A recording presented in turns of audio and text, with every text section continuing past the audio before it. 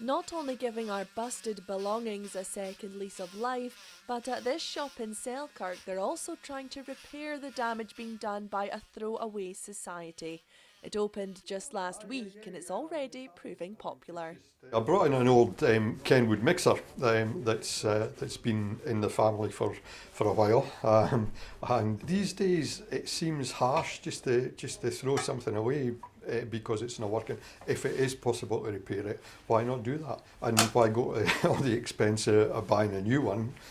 I mean, the big reason is that we're running out of space to chuck stuff away, and we're running out of resources to make new stuff that we can then chuck away. So it makes sense to me. So the back of the shop is our workshop area, which is where the magic happens, and the fixers fix the stuff.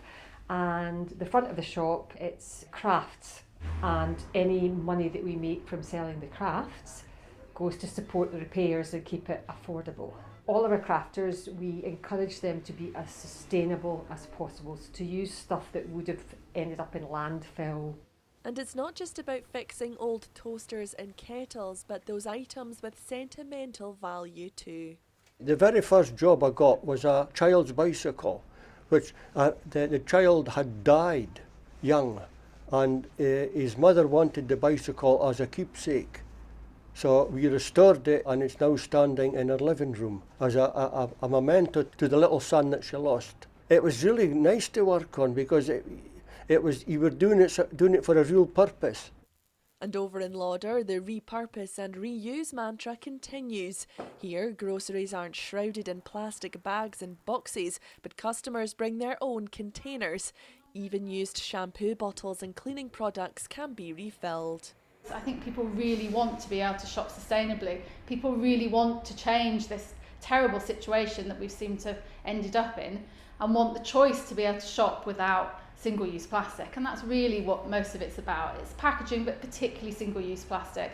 Such vast majorities of it are not recyclable, particularly if they're mixed use. So you maybe have, one type of plastic on the bottom, a different type on the top, which makes them completely unrecyclable. In 2019, which is the most recent year reported, Scotland produced 2.4 million tonnes of household waste. This amounts to 443 kilos per person every year.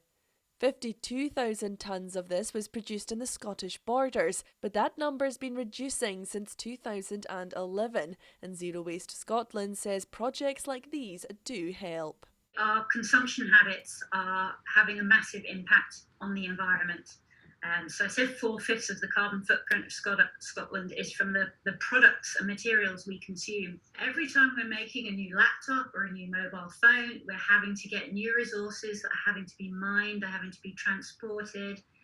If we're just throwing those away and they're ending up in landfill, then that is a real waste. So if we can really make the most of these and try and reuse everything we can and repair everything we can, then we can have a huge impact.